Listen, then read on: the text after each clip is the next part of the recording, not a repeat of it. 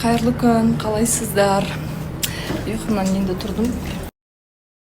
Сағат болды, бетіғым жуып алып, енді жұмыртқа қуырып жатырмын. Мына гүлді қараңыздаршы. Алмаздың махаббат гүлі солмайды дегені. Әлі солмай жатыр. Солса да мойындамай жатырмын, солғанша. Сенгім келіп отыр нәрсеге. Сөйтіп Алматыда қалып, сол гүлдің орнына новый гүл келгенше өйстіп күтіп отыра беремін деп шештім десеңе. Енді қыздар, мен алдында да айта кеткен болатын сіздерге, косметика мен барлығын көрсетемін деп бүгін дайын болыңыздар. Стористе қандай уход жасайтынымды барлығын көрсем, одан бөлек мынау бардак болып жатқан үйді жинаймын. Кішігірім обзор түсіріп өтетін боламын. Көріп отырыңыздар. Сол маған ас болсын, тамағымды ішіп алайын. Сосын барып қыз болып үй жинаймын. Яқта мусорға, посудаға мән бермеңіздер. Достар, қалдарыңыз қалай? Мен кішкене ауырып қалған жайым бар. Тым ауыратып. Ангинам ұстап, кішкене тым ауыратып. Дайын деп жатқан сияқтымын. Заодно үй жинап, тіректерімді істеп, кірлерімді жуып, қолмен тиіп жатыр. Енді сұрақтарыңызға жауап берейін. Қосылайыққа қайтадан шақырса баратын бедіңіз деді. Негізі, никогда не буду зарекаться, бармайым или барам деп, ол жағы енді беймәлім, көреміз бұйыртқанына қарай. Барам деп те, бармайым деп те айта алмаймын. Мен барлығымен өте жақсы араласатынмын, әлі де араласамын. Біз Бикеш екеуміз бірге тұрдық, сол үшін Бикеш екеуміз көп бірге уақыт өткізгендіктен ең қатты Бикешпен араласып кеттім. Атак негізі Мири бар, Назерке бар, Гүлвира бар, Маржан бар, Талшынмен де жақсы араласатын, Дәлпекен, бәрі өшім. Ал ұлдардан тоже бәрімен, Абылаймен, Тияспен, бағанағы Бекамен, Санатжанмен бар, мен өте жақсы тіл табысып, өте жақсы араласатынмын.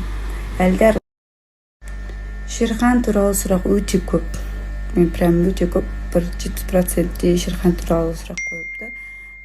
Біз Шерханмен осы бір сұраққа жауап бере кетейін, осы барлық сұраққа жауап болсын. Шерханмен сыйластығымыз түзу, сәлеміміз түзу. Әрқашанда мен оны сыйлаймын, ол да мені сыйлайды. Сол ғой, сыйластығымыз түзу. Адамның сырт келбеті маңызды ма, әлде мінезі маңызды ма дейді.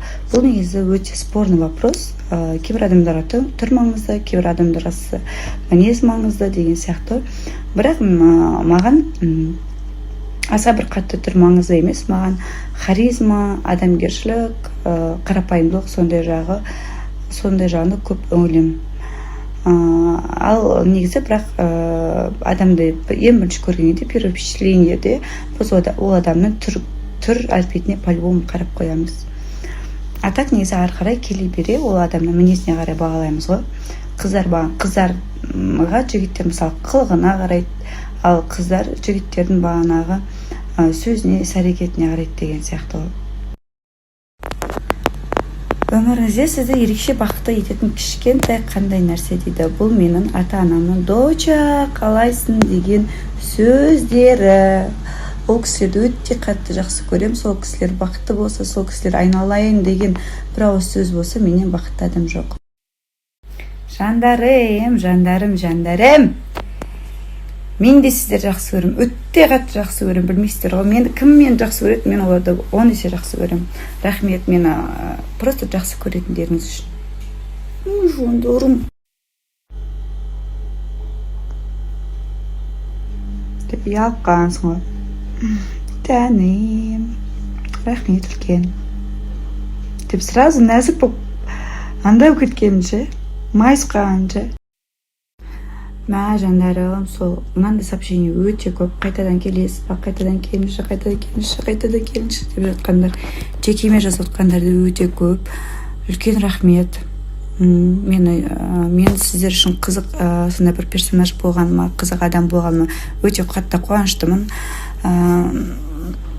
спрос бар екен десең ойнап айтам құрсын. Енді ол бәрі бір алланың қолында, ертең не болатынын білмейміз. Мен жұмыстарым бар, басқа жеке өмірім басқаша арнаға бұрылып кетуі мүмкін деген сияқты.